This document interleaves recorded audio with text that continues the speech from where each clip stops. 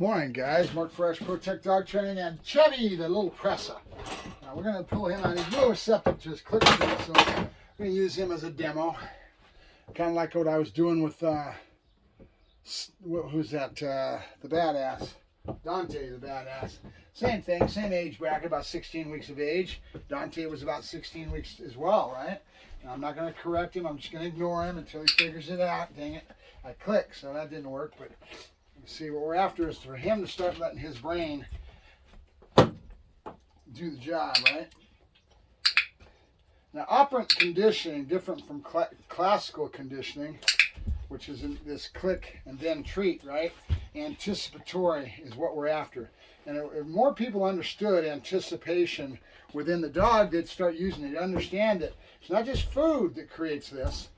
It's how you build the dog in regards to that pause and that wait. That's why you hear me saying dog's name, pause, and then boom, I explode. Because I'm teaching the dog right off the bat that there's reward in waiting, right? And being patient. So we start that right in the beginning. We start with the time level. The dog's very cognizant and aware of time levels.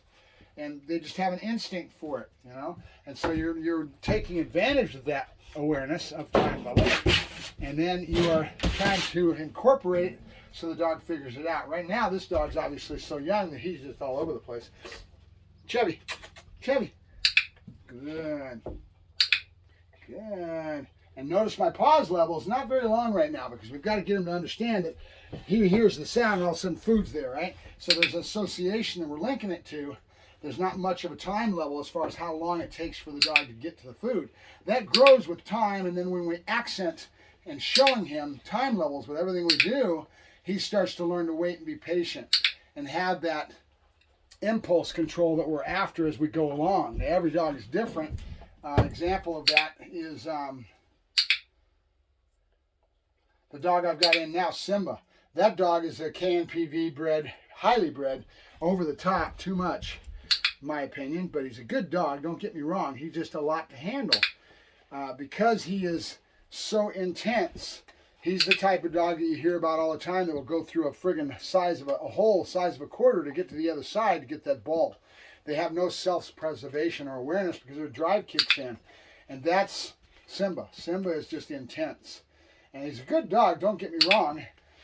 And the owner loves him, but at the same time, I'm trying to let the owner understand that this is just way too much dog for him. And of course, human nature sets in. I want to tell you guys this story. And this is an important one. Maybe I should just wait for a yak session with my face on the screen going into town. I'm going to deliver Simba this morning. I'm going to the park for a delivery. It'll be a demo and then trying to go over some of the things we're working on with Simba. All right? And he has no idea what a down is, so we're going to find it. There you go. Good. Here, I got to teach him that's on the ground. Good. Here. Good, good. Here, find it. Find it. Good. He already knows find it. Good. So I'll tie it together. Good. Good. Good. I'm saying good in the wrong pattern, but it doesn't matter. He's hearing the word. And as time goes along, I'll accent it a lot better with the waiting for me to put it between his legs. He doesn't know it's there yet, so I got to teach him that it's going to go between his legs, right? And he doesn't know down. He's just learning this. Yesterday was his first day of click treat. Now, you notice that I was not clicking on that. I'm saying good and I'm not clicking. And the reason is I'm trying to get him to understand that good means the food is going to be delivered to him. It's like room service. That's one. You know, all these little terminology that we hear from other trainers, how they say things. It's important. Communication, right? Good boy. Chevy, good boy. Good. A lot of food in the hand to get some scent pool going. There you go. Good. Some excitement with the tease. If you didn't notice it, I'm moving. That movement, they're very aware of movement. So we use movement. That creates excitement. That's why you see me bouncing back and forth to those bowls and going to different places, because that movement is where the dog is happiest. Their gears are in flow. I just tell my customers that the dog is happiest in movement, meaning that's why they love to go travel, go down the trail with you. That's movement, right? It's all flow. If I take off and start jogging down the trail, that movement they get high on. Because think about it, instinctively wise, in a pack, they have to survive and they have to travel a big old distance of area that's theirs, their territory, and they're hunting for their food, but they have to travel to do that. They got to find it. So that being the case, the pack is used to traveling a certain amount of miles a day. I think it's like 50 miles a day, whatever it is, but it's natural for them. And then they have a whole routine based on they're hunting and traveling that territory that's theirs. Good. There you go. I clicked on that one, but we want good because we want to install this, right? Install this. Good. So right away, now we're saying good. Nope, nope. We're trying to teach them the difference between my hands and me dropping it between the legs. So the only place I do it right now is good is right between the legs. Okay, good. And then we're going to go into yep, which is the explosion out of that, right? So we got to teach him a little more vocabulary. His brain hasn't even turned on yet. He doesn't understand what I'm doing yet. He's just going after food. But that's all right. As the time goes along with consistent pattern and routine, he's going to pick up on that, right? So those of you that are just getting into having a new puppy and everything, make sure you go to YouTube and type in learning theory and start your studying in regards to classical conditioning and operant conditioning. Those are the two main things that we use training dogs. There's other things that we do, but those are the two main nucleuses you'll always hear getting talked about. And the operant conditioning is hard to understand because it's got 4 quadrants, and it's confusing not for me when I operate with it, because I've been doing it for so long. I just do it kind of out of my gut. I don't even realize I'm doing it, but I understand operant conditioning in the universal gut feeling of dog training. It's there for me. Trying to explain it is a whole different thing, because you get into the confusion the scientists cause by using different words, right? Positive and negative. And positive is always adding something, and negative is taking something away. It's not negative being a negative correction, but it's taking something away. That's basically the foundation of what that is. But there's a lot to it, and it's kind of confusing even for me. And I've been doing this stuff for 30 years. It's confusing for me to try to explain it. But I know where to refer it to and how to get my students to learn, because I have all kinds of books and videos and all kinds of things. I got a huge library, over 30 years of getting into it. I'm a geek. I love to study this stuff. I love to go to seminars, because I love to hear how somebody else might explain the same thing that I've heard 1,000 times. Classical and operant conditioning, how do they explain it? And I think it was Logan House. What's the gentleman's name that owns Logan House? He's got a thing he goes on the road, and he does it every now and then. You'll see him put on a seminar where he's doing the chickens. He travels with the chickens and all the stuff he's got to do that, and then we treat for a whole weekend with chickens, getting them to go around a cone and getting behaviors out of an animal like that is interesting, but it's all about the timing, because timing involved in this is amazing. Your mind really is in tune with that thumb, right? So when you're there and you go to click, your mind is in that same flow. And so timing is acquired when you're click treating chickens and getting some behaviors out of the chickens. Now, granted, we didn't do all that much. He had already conditioned the chickens and got them going and got them flowing, so they had a kind of a rudimentary understanding of what they were going to do, so they fell in pretty dang quick. We just had to make sure that we had the food where it needed to be when we clicked and we treated, so that they were going after the food to create the animal going around that cone, little cone on the table. It's real interesting. But the gentleman said about dog training, he says, all you got to do is be more entertaining than dirt. That was great. I laughed my ass off. So reality and truth, there's all kinds of sayings and communications and how we convey the thoughts of the science of dog training, and how we say it and how we approach it to communicate to our students. And that's the thing that makes us better than the other guy. The good trainers that you see online and stuff that you got a lot of respect for, I'll start dropping names: Justin Rigney, David Croyer, all these people David Croyer, who else is out there? There's just a litany of people. I'll even give Oscar cred, right? Oscar Morris, he in our area in LA, he does a lot of the sport dog training and is really good as a competitor out there in the field and has a lot of respect. They've got that canine street league that they're doing. So it's how somebody explains something, how do they verbalize it, how do they bring it out. That's what makes them better than somebody else. And that's why I get into all the seminars and get into going places, because I want to learn and be around somebody else that explains it a different way, so that I can pick up and steal and take ideas and different ways of saying things, different ways of conveying those same thoughts that we've been conveying for a lot of years. All right? Yeah, good boy, good. And that's kind of what I judge a trainer by. The ones that are really good are very good at educating, at teaching, and how they say things and how they present things. Some of them are a lot better than others. You know, that's Justin Rigney is one of the guys that I really respect the hell out of. He's into knee popo, which was something that I want to get into, but more importantly, it's a matter of how he says things and how he presents things and where his brain thinks, what to show. You know, he's showing things that I don't show, right? But he's always right on with it. Yeah, hi, Chevy. Hi, Chevy. You having a good morning, are you? All right, I got to go because you got to go deliver Simba. We got to do a demo. We got to go do a demo. He's going to go back home with his family. Yeah. All right, we're going to the kennel. All right, now notice this. If I try to fight this dog, we're going to get opposition reflex. So I don't. Second day the dog's been here. When I first started, this dog did not want to go in that kennel. So I'm going to do two things. One, I'm going to make it a little easier for myself. And I'm going to grab hot dogs. Okay, and then I'm going to throw those hot dogs into the crate. Good dog. Let the dog go in. Come out, we're going to play a little game. I'm just going to toss hot dogs into the crate.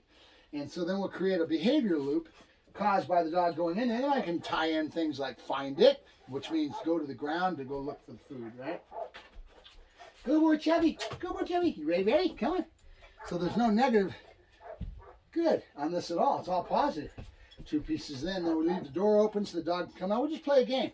We do this now and then and keep doing this. And after a while, it's a very positive association. Good dog, good. You ready? Good. Good. And there you go. Good. All right, now I'm going to spin him around. We're going to ask for a down. Come on. Because we don't just do one. Once he gets going, which he's already flowing, and now he's starting to learn the down. Today's a for good. And we keep up our good duration marker, right? Good. And we teach the dog that good means the food's going to be delivered to him between the legs. That anchors your dog. It gets the dog going down. And then we just build on time level as we build our down stays and our sit stays. With longer time levels on how long the dog's got to stay there before I release the dog into an explosion release or some other type of thing, right? So, all right, so let's do that. Notice how I'm bending my hand. So I'm bending my hand, which kind of pushes on the nose, and then the food is right in front of that, right? So you got the food there, and now you're bending and you're touching the nose, and you're kind of pushing down just a little bit. You're not using that to force the dog into a down. You're just using it just a little bit of enticement because there it is. Good. See it? Good. Good. And we just taught that right here. Today was the first day this dog's done this, and he's already picking up on it when it's done right. Good. Notice that little longer time level I did on that one? I'm going to do a couple more, and then I'm going to break the dog. I've got to get to the point where I can do the explosion release. So we're going to go back again one more time, and then I'm going to end it, right? Where you end things is real important. End them on a high point. Good. Notice him going back in the crate on his own, looking for hot dogs. Good. No clicker involved with this one. Good. We're trying to teach him the other marker, which is a good marker, which means stay where you're at. You're doing the right thing. Keep it up. All right? Good. And then this concept of good, the duration marker, can start going into other things as you grow the dog. Things like the longevity of that focused heel. How long does that dog keep its head up and watching you go down that trail? Well, if you've got a good duration marker that's installed, you can say good periodically and keep the dog in tune with you, telling him in a nutshell that you're doing the right thing, keep it up.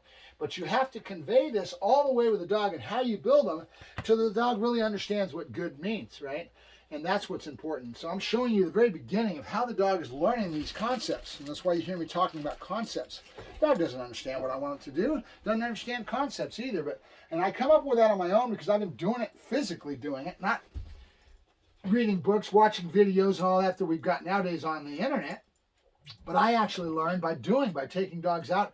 A lot of my first start into training when I was a kid, before I got into being around professionals, was my own dogs, but also dog walking, taking dogs out, and just being, helping people out with training. It's just kind of natural when people would see a young kid that knew what he was doing. Yeah, you can take my dog for a walk. He needs to learn some things. And then they'd pay me a little nominal fee. It wasn't really much. I wasn't making good. I was only a kid. Good. You see what happened there? He almost started to bust up, and I didn't let him. Nope. I'm not going to let him have the food or win when he does the wrong thing, but I'm not going to correct him. He doesn't understand. I might say no and use a correction basically at this point in time. Good is nothing more than robbing him of the food or giving him an opportunity to win from the behaviors they're doing, like jumping on you. I'm not going to pet him when he jumps on me. You see me backing up and kind of moving away from him. He doesn't win, right? I'm just waiting him out. Nope. Yeah, good boy. I need a clicker there, right? So I need to keep the same when he gave me that set, that's a good example of operant conditioning. I just waited for the dog to give me the behavior that I wanted, and the dog gave it to me, and I did as little as possible of luring him into the position that I just waited for it, right? So I'm trying to get the dog's brain to engage and for him to start thinking, because I want to treat that brain and how I build the dog like it's a muscle, and I want that brain muscle as strong as possible. So I do all kinds of things to make this dog aware of its surroundings. How I treat him and what I do is going to make that dog's brain grow. In other words, just like a muscle, it's just like weightlifting. Is all it is. The better you do, the smarter your dog gets, and the more it's aware of its surroundings, the better you're going to be able to get what you need to out of the dog's natural instincts and his drives. The Presa is a Presa. His instincts and his drives are based on his breed, right? His brain thinks a certain way based on the genetics of the animal. Nope. Him versus a Malinois is a great example. And think of that dog we just got done that's going home today, Simba. Simba's brain is all into go, go, go, and his brain is just so wired up. He's got a lower threshold. This guy's going to have a really good, a lot more of a calm nature in life in general. Good. There you go. Good boy. That's a good spot to end it. Right there. That's a good spot to end it. Good boy. Good. Notice I'm not using a word when I'm telling when he's going down. I'm not saying down. We don't add the word until we get the behavior. Then I'll add the word. Good boy. And I should have used hot dogs on that one, but see that I'm just trying to convey some thoughts to you guys and how we start this stuff. And this is the first start of his learning process. All right, Mark Ferrasci, Protect Dog Training, and Chevy.